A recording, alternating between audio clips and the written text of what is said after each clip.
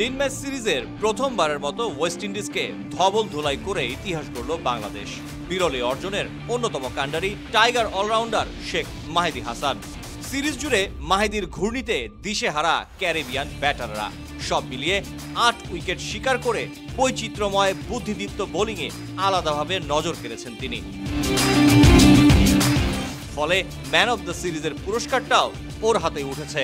৩ ম্যাচে মোট ১১ ওভার করে মাত্র ৪৬ রান দিয়েছেন, অর্থাৎ ওভার প্রতি মাহিদীর রান দেয়ার হার মাত্র ৪.১৮। প্রথম টি-20তে ৭ রানে জয়ের পথে গুরুত্বপূর্ণ ২৬ রান করেছিলেন এই ক্রিকেটার।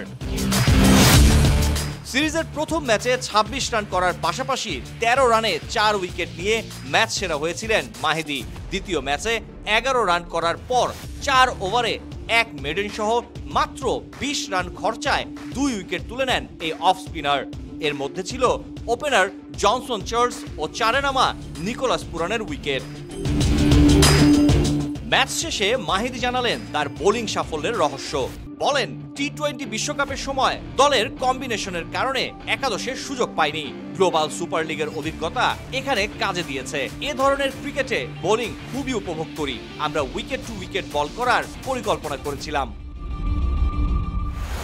সিরিজের ৩ ম্যাচেই নিকোলাস পুরানকে নাস্তানাবুদ করেছেন মাহিদী। টাইগার স্পিনারের সামনে দাঁড়াতেই পারেননি ক্যারিবিয়ান এই হার্ড হিটার। চ্যাম্পিয়ন্স ট্রফিতেও বাংলাদেশ দল ভয় ডরহীন ক্রিকেট খেলবে বলে জানান এই টাইগার তারকা।